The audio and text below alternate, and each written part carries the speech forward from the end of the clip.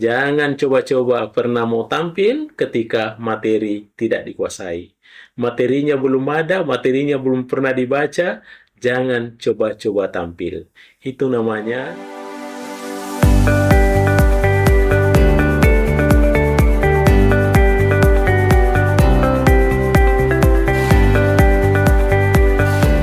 Baik, para pemirsa sekalian, Assalamualaikum warahmatullahi wabarakatuh. Terima kasih. Saya sangat mengapresiasi para saudara-saudaraku semua di mana saja berada. Tentu saja mudah-mudahan kita dalam keadaan sehat walafiat. Apakah kita berada di dalam negeri atau kita lagi bepergian, berwisata ke luar negeri, mancanegara sana.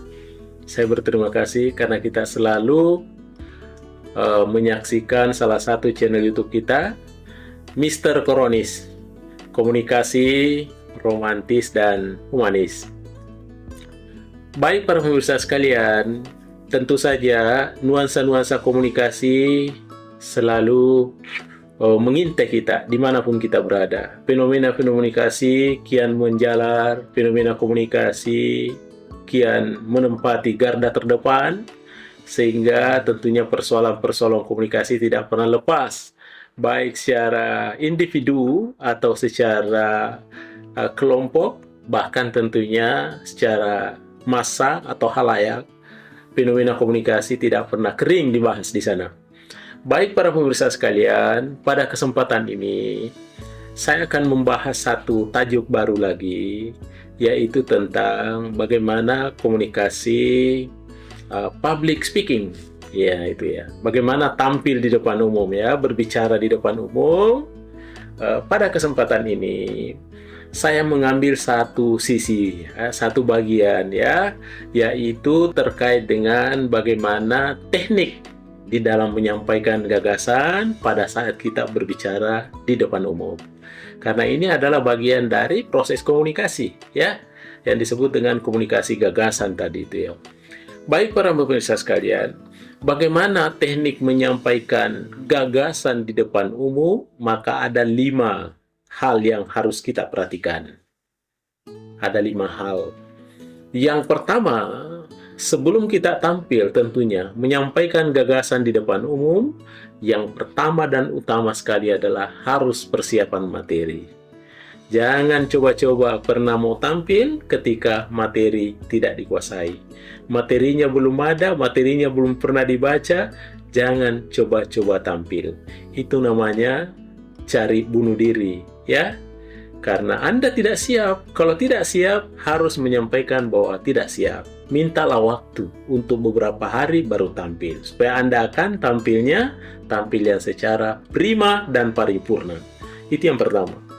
Kemudian yang kedua, yang perlu kita waspadai pada saat kita mau menyampaikan gagasan, menyampaikan presentasi di depan umum, pada saat mau bicara di depan umum, yang perlu kita waspadai atau wanti-wanti adalah siapa calon audiens kita.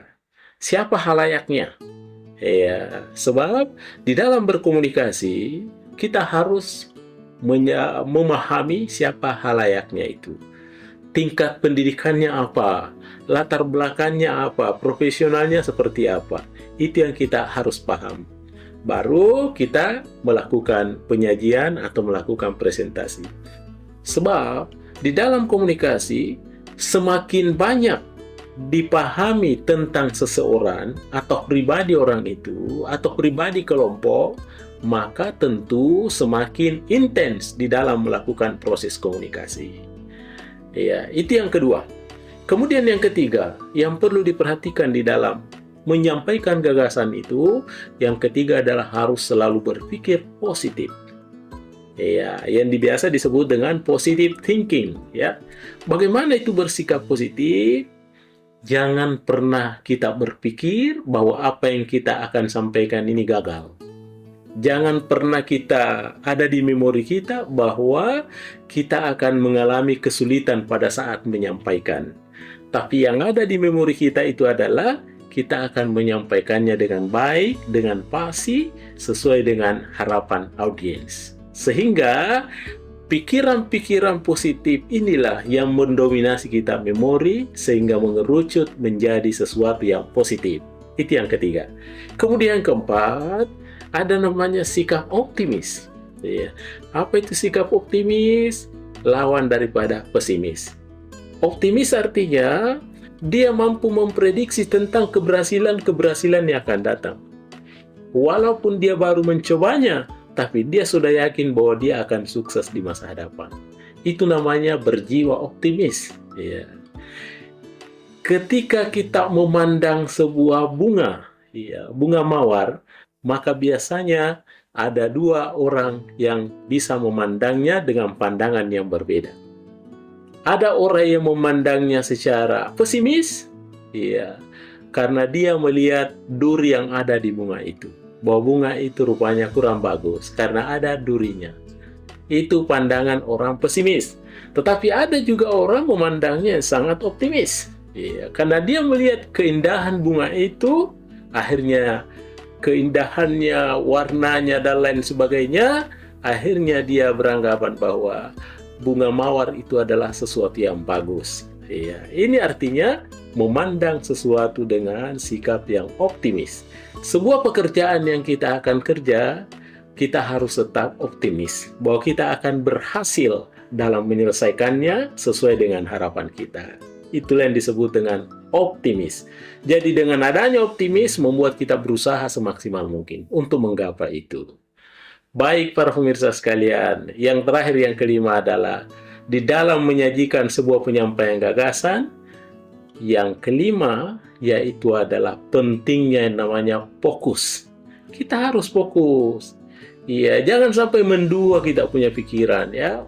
Tapi ketika kita menyampaikan dengan fokus, maka seluruh inspirasi-inspirasi yang ada di memori kita, kita bisa kemas dengan baik, kemudian kita lantungkan pada saat itu. Kita menyampaikan pada saat itu, maka pasti hasilnya nanti adalah penyampaian gagasannya secara maksimal.